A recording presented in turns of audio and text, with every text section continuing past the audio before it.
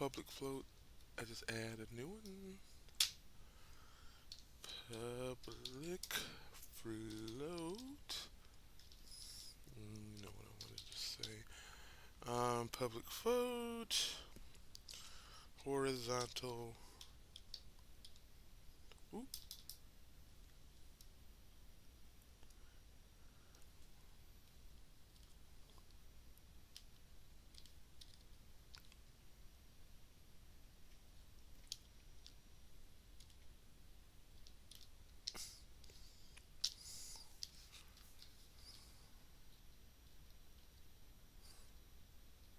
Alright, I think that's correct. Excuse me. Almost.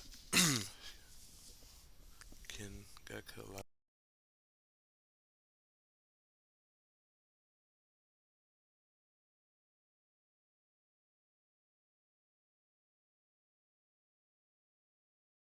Okay. Okay. I have to add.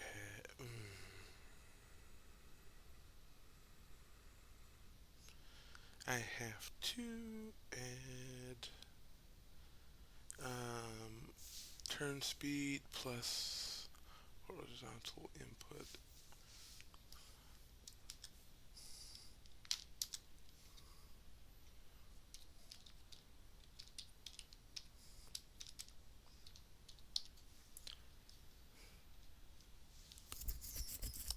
Okay, I believe that's correct. So let's save it. Fingers crossed that we have greens everywhere. Look, if we have greens everywhere, let's update. Oops.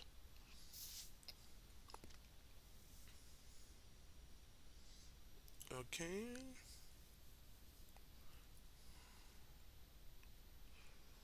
Okay. Okay. Alright, let's close that out. And let's do. Oh no. Now what did I do wrong? Dun. Ding. Ding. Ding. Ding.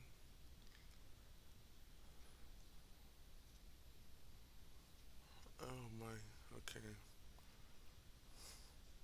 Dun dun dun. Let's see. How did I screw this up? Uh, turn speed. Horizontal input. Got that right? Horizontal input equal input dot get axis. Parentheses horizontal.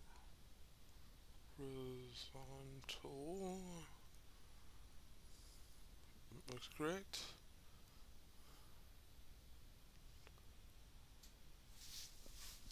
Okay, transport speed.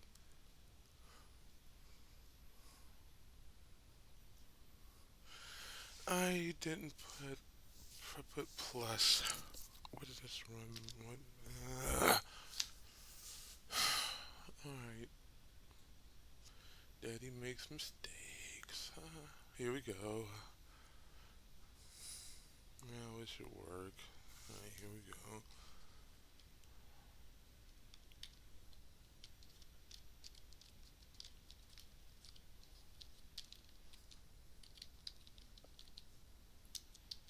I don't understand.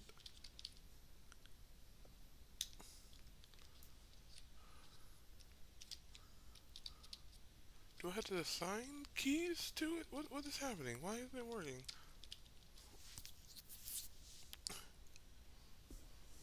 Try it again.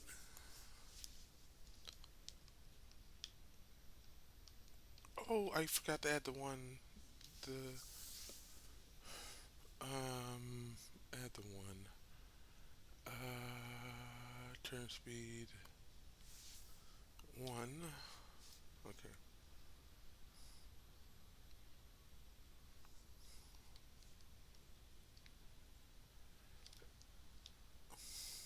Oh, you gotta love when it works. Let's try three. Oh, a little better. Probably 5 will be like the speed.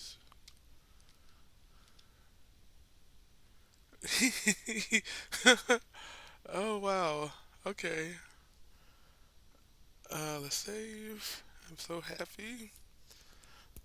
Learning. Things are working. This is so neat. Okay. All right. I'm really. This is. This is all I. So happy. Okay. We're learning. Here we go. Work is complete. Lesson number 2. Take control of the vehicle's speed. Number 3. We're allowed the player to control the steering wheel, but we also want them to control the gas pedal and brake. And let's find out how.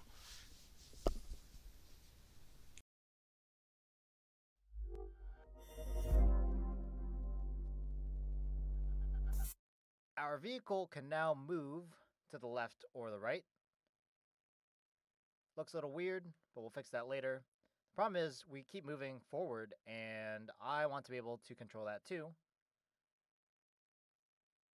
just to make it a little bit more interactive. So if we take a look at our input manager again, in the top left, if you click Edit or Unity, go to Project Settings, select the Input option, and then make sure to expand the axes. In this case, I'll collapse our horizontal axis.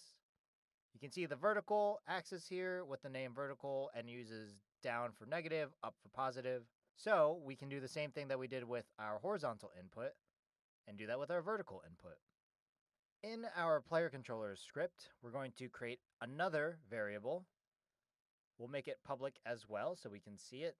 We'll make it a float because we need decimals, and we'll call this forward input to control our movement forwards or backwards. Similar to what we did with our horizontal input, we'll create a new line. We use our forward input, and we're going to set this to our input manager. Get axis, use quotes to create a string literal, and then we use vertical. And then we will change in our translate method for moving forward. We'll just multiply by our vertical input, our forward input, I should say. So now in Unity, if we close the project settings and then we press play, we should see hopefully our vehicle doesn't move at all. Cool. And then if I press the forward arrow, it moves forward. If I press the backwards arrow, it moves backwards. Same thing with W, moves forwards. S moves backwards. And then I can even move forwards and move to the left at the same time. I can move to the right with the arrow key. I can even go backwards. Make it really challenging for myself. Can't see the boxes. And then we still have this weird issue where our vehicle can move side to side, but we'll fix that later.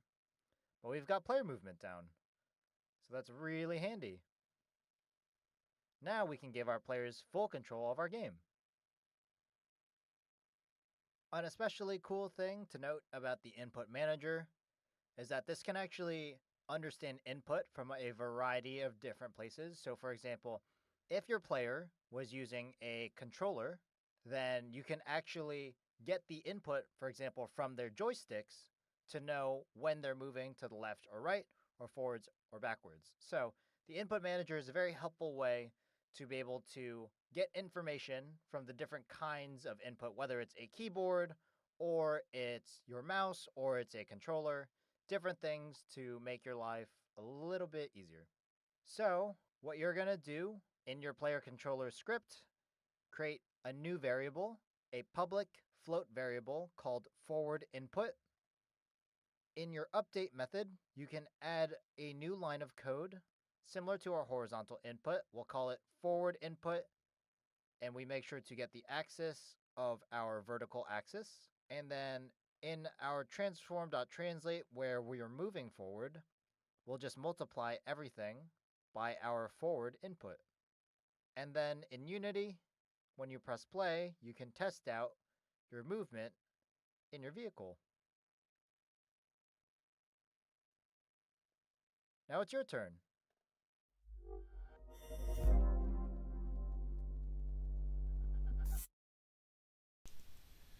Alright, now's my turn indeed. Wow, let's make a complete game. Yeah, this is. It's so it's so insane that it's just this these simple lines of code just makes like a full like this is a game. It works. It functions, and this is all you need to do. This is crazy. Um, I'm I I'm I'm very happy I started doing this. I should have did this sooner. All right, so let's do this. Let's put this over here. I'll do the reading. It's only 3 points of instructions, and it is declare a new public forward input variable. An update assign forward input equals input dot get access slash this time instead of horizontal will be vertical, and then add the forward input to the forward translate method. So let's do that, and then we'll have full control of our vehicle. So um, in all of our lovely little public floats, let's add a new one. It just knows. No, it. Okay, so we'll just keep all of that and change vertical into forward.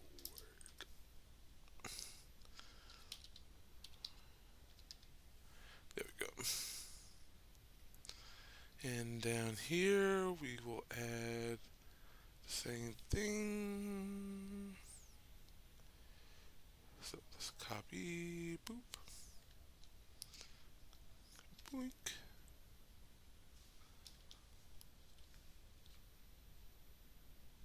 We will change this into forward.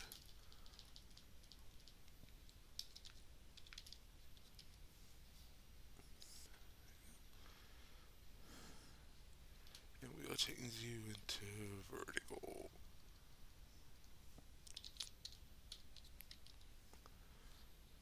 Oh, capital. Okay.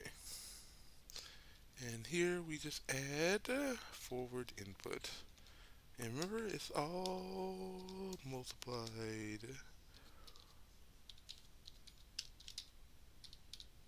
Okay, and done. Alright, save. All is done. Oop, let's bring our Unity back. Alright, oop. Oh, well, there we go. Nice. And with that, we have full control. I think I'm going to raise the speed, just raise the speed to at least 10. Go again.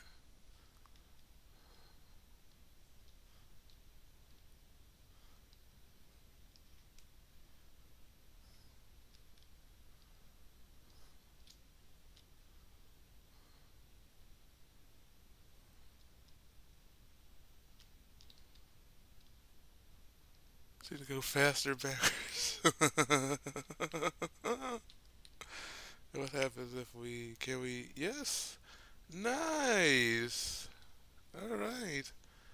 Alright, save. We are done with that. And we will continue with our lesson. Alright. Alright, let's mark this as complete. Let's go to 4. Make excuse me. Make vehicle rotate inside of slide. There's something weird about the vehicle's movement. It slides left to right instead of turning. Let's allow the vehicle to turn like a real car. Let's see how. Way too loud. Come on. We have full control over our vehicle now. It's not just driving off down the road. But now we have some weird stuff happening. So when we press the left arrow key, we slide to the left. And if we press the right arrow key, we slide to the right. To visualize again what we're trying to do, I'm going to go into my top-down view by clicking the green Y arrow in my scene view, and now I'm very high up in the sky. If I select my vehicle in my hierarchy and I press F while my mouse is hovering over the scene, we focus back into the vehicle. Now I'm actually going to select my rotate tool,